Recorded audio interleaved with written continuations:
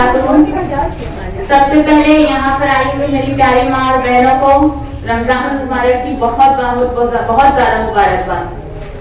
इस 5 मुबारक महीने में रिजवान सर ने यानी मेरे वालिद साहब ने जो कदम उठाया है उसकी मैं मिसाल नहीं दे सकती। और सबसे अहम ये कि उन्होंने ये कदम हमारी बेवा माँ और बहनों के लिए उठाया है। ये बहुत ही अच्छी बात है क्योंकि आज ऐसा हो गया कि जब बेवा हो जाती है तो नातापर्दगी इतनी है कि रिश्तेदार उन्हें पूछने नहीं आते। और मेरी बेवा माँ बहनें किसी के आश्रय बैठी रहती है और वो शर्म के मारे बाहर भी नहीं निकल के आ पाती। तो बिल्कुल ऐसी ही माँ बहनों के लिए हमने पहले शहर में सर्वे किया। उसके बाद हमने बिल्कुल जरूरतमंद लोग जो वाकई इस किट के जो वाकई उनके हुकूक है उन्हें हमने ढूंढा।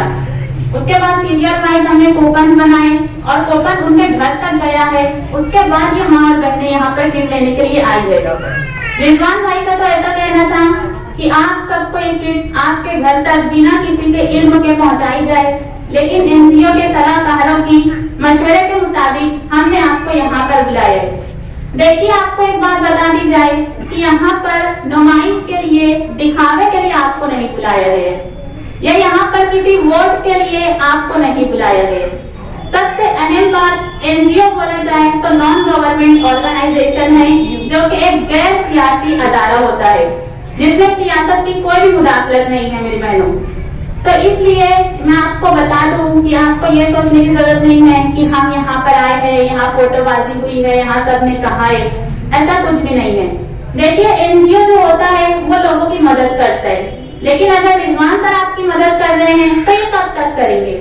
एक वक्त आएगा कि इनके पास भी लाजमात पैसे खत्म हो जाएंगे।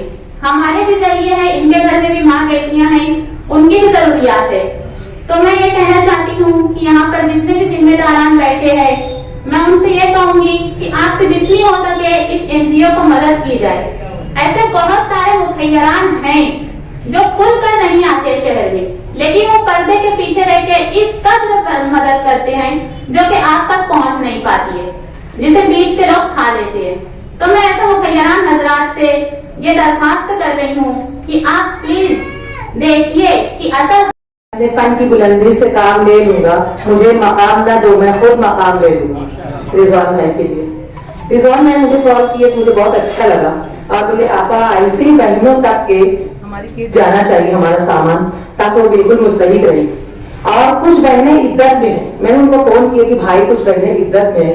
मुझको उनका जवाब बड़ा अच्छा लगा कि उनके जो छोटे छोटे बच्चे नहीं बाहर पड़ोसी कुछ बहनें एकदम मुस्तैद इद्दत में है, बेवा है, तो उनके पास पड़ोसी आजू बाजू के लोगों को आप लेकर आ जाए, उनको हम सामान दे देंगे। तो ये बहुत बड़ी बात है। तो हम सबको इनका साथ देना चाहिए और इसी तरह का काम आगे और करना चाहिए। तमाम में शहर उलमाए किराम और ख्वातीन इस्लाम, अल्हम्दुलिल्लाह माह रमजान का मुबारक महीना साया फिगर है और अल्हम्दुलिल्लाह यहाँ पर बेशतर लगभग तमाम ही लोग रोजे से होंगे।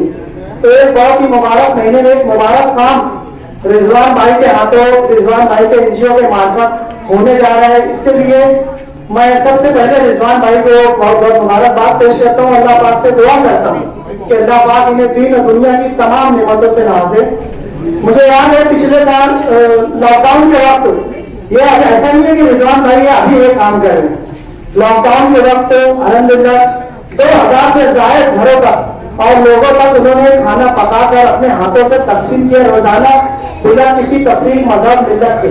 ये एक बहुत बड़ा काम था जिसकी सराहना पूरे शहर में बल्कि पूरे महाराष्ट्र के कई बड़े बड़े ऑफिसर, अधिकारियों, उलमा किराम ने वहां पर पहुंच कर रिजवान भाई।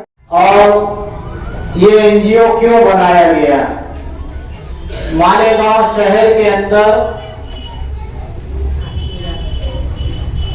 कई हजारों, खालिद साहब आ जाइए, कई हजारों सोसाइटी है, अदारे हैं, संस्थाएं हैं और हर किसी का मकसद यही होता है कि हम इंसानियत के लिए काम करें।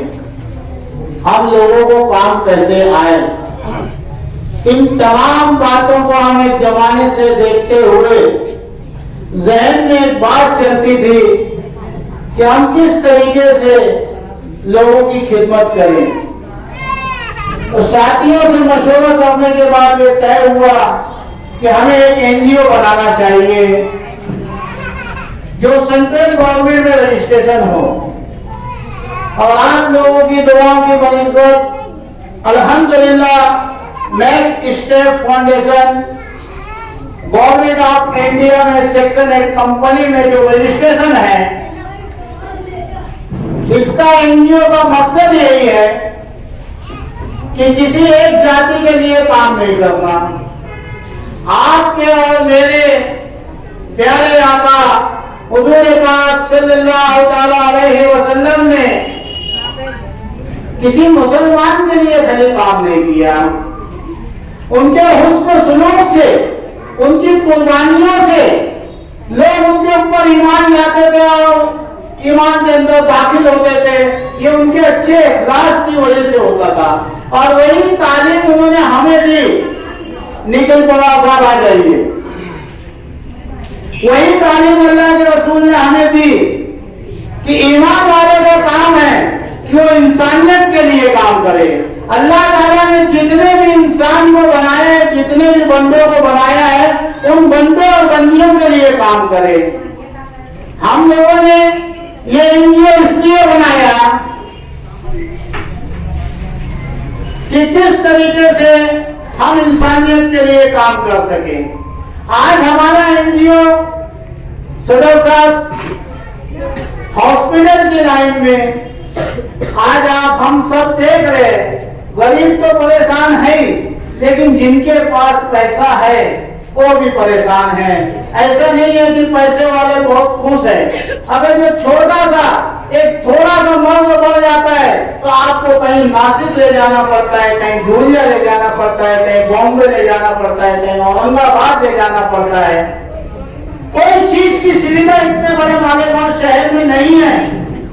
एनजीओ का मकसद है कि हम एक ऐसा हॉस्पिटल यहाँ पे बनाए जो लोग नासिक, बॉम्बे, पूना जाते हैं उन्हें कहीं नहीं जाना पड़े, बल्कि पूरे नासिक